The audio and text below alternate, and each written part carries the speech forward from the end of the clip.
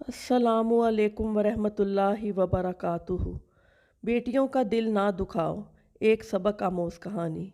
वो बचपन से यही सुनती चली आ रही थी कि सहन में अनार का दरख्त इसकी माँ के हाथ से लगा हुआ है, जबकि माँ को दुनिया से गए कई बरस बीत चुके थे। इसे ठीक से याद भी नहीं था। दरख्त पर लगे फलों का ये हाल था कि टहनियाँ अनारों के बोझ से झुककर ज़मीन तक पहुँच जाती थी कि एक आम कद का इंसान हाथ बढ़ाकर आसानी से अनार तोड़ सकता था। माँ के चले जाने के बाद घर का निज़ाम भाभी ने संभाला। एक मर्तबा इसके शोहर ने बीवी से फरमाइश की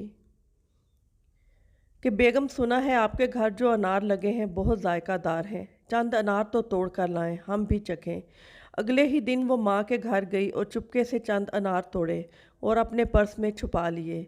इसी असना बड़ी भाभी ने दरख्त की करीब की शाखों को देखा और शोर मचाने लगी, यहाँ से अनार किसने तोड़े? इसने झट से नंद के पर्स की तलाशी ली और इसे बुरा भला बोलकर अनार वापस निकाल लिए। नंद बेचारी इंतहाई दुखी दिल से रोती हुई भाई भाभी के घर से निकल गई।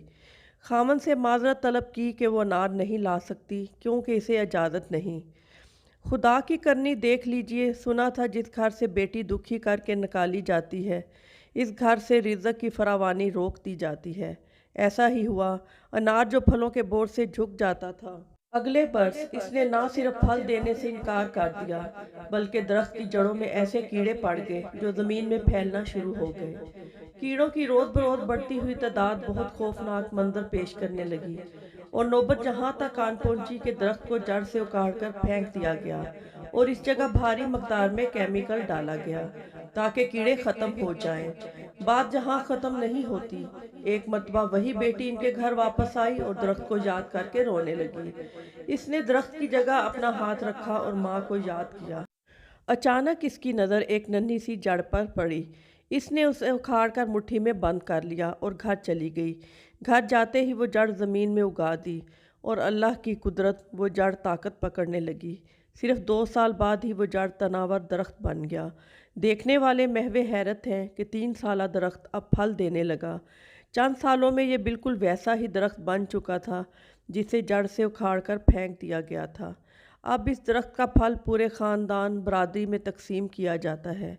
ये ऐसा जादुई दरख्त बन चुका है कि सारा साल सरसब्ज रहता है और इसका फल हर घर में खाया जाने लगा। अगर कोई समझे तो ये मेरे रब्बुल आलमीन का बहुत बड़ा पैगाम था। आपको आज की स्टोरी कैसी लगी? कमेंट्स करके ज़रूर बताइएगा। अगर आपको वीडियो पसंद आई हो तो लाइक भी कीजिएगा और बहुत सी ऐसी अच्छी अच्छी स्टोरी सुनने के लिए चैनल को सब्सक्राइब भी कीजिएगा। बहुत शुक्रिया। अल्लाह हाफ़िज़।